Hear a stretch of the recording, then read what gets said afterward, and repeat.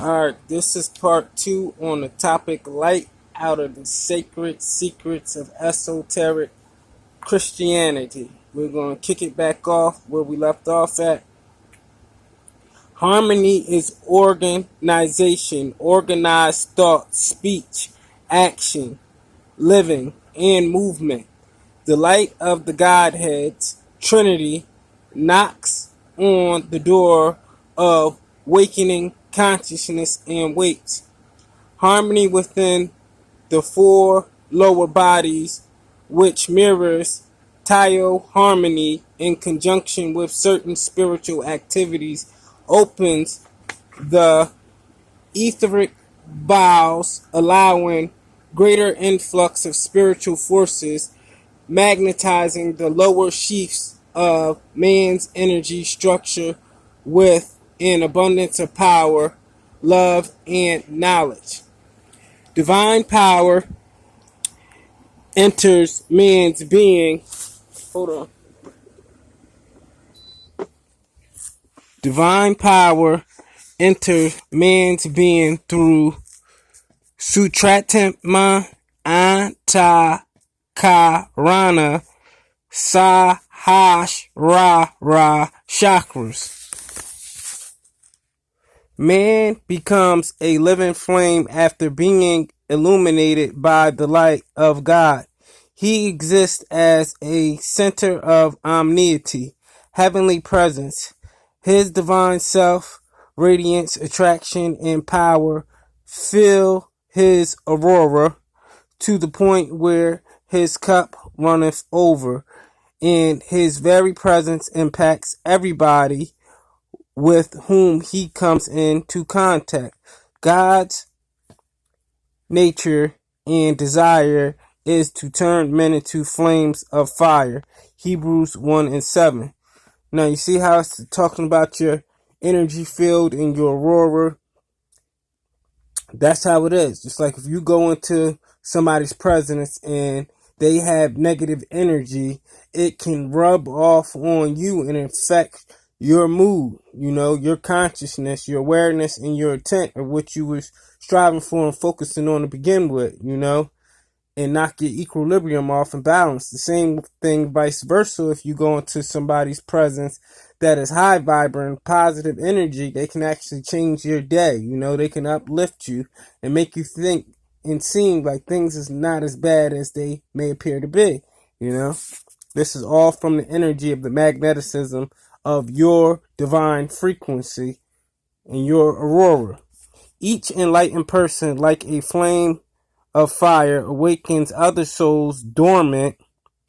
Basically, dormant is when you are basically hidden away.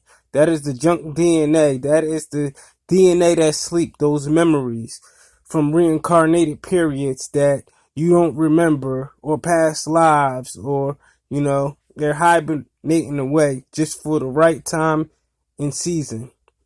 The right time and season and the right time and season to blossom and come back, to light and consciousness.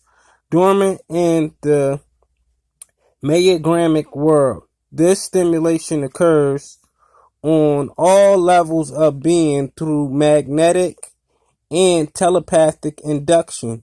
We may allow the dead to bury the dead, but it is our personal responsibility as torchbearers to resuscitate those who require awakening and resurrection.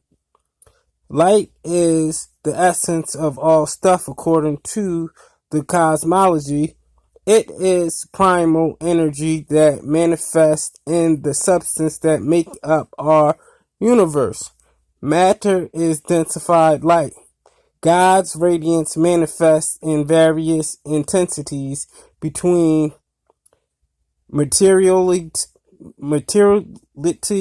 and the pure light of omniety. Light was the first emanation of omniety. It is the manifestation of the Supreme Godhead's first stated creative urge. Let there be light. See, spoke it into existence. That's why the throat chakra is so important. sound, vibrations, and frequency. You know what the throat chakra means, which is blue. It basically means wrath or kindness. You know, it deals with communications, wrath or kindness, because like we set up here with the vibrational frequencies of how it affects others, wrath or kindness. You could say something to somebody, uplift them, make their day, make them feel better, or you could speak in ignorance and wrath and ruin somebody's day and knock them off of their equilibrium, their balance, of what they was focusing on and striving to do because of your bad energy. You know, you ever go into a room full of people and you start feeling these vibes and something ain't right? That's your third eye, your intuitive nature telling you something. It's not verbally speaking it to you, but your inner essence is ding, ding, ding. That red flag is going off and telling you something. Remove yourself. A lot of time people go against that and stay, and the next thing you know, there's a car accident, there's a shooting, or something awfully bad happens and then later on, when you by yourself, like, dang, something was telling me I should have left, you know, but you didn't leave. Light was the first emanation of omniety. It is the manifestation of the Supreme Godhead's first stated creative urge, let there be light, speaking it into existence, Genesis 1 and 3. This decree was not the result of the sun and its radiating powers, but of something deeper and loftier. The sun radiating powers. This is where you get the Ra and the Israel. You know, the radiating powers, the frequency that it has upon Earth, the geomagnetic frequency, because we are magnetic. You know, we are connected to nature. That's why when you follow the laws of nature, you know, the Torah, the cause and effect, the do's and don'ts, you get a judgment or salvation, and things within nature work better in your favor, and sometimes they don't.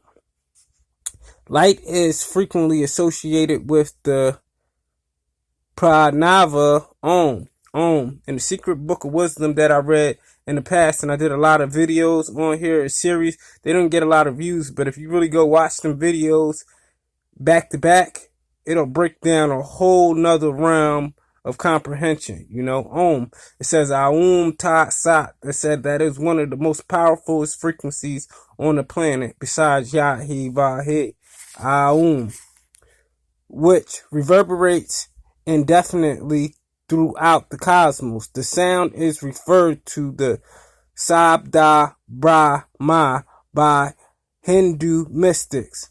See? The sound is referred to as. It's a sound vibration frequency. The Sufis are aware of the presence of the word light. They call it the Kalam Adam, which translates as the ancient sound. Christian mystics, on the other hand, refer to it as the rush of a mighty wind. Talks about that in the Bible. The mighty wind. That sound, that vibration, and the sound of the trumpet. Salah.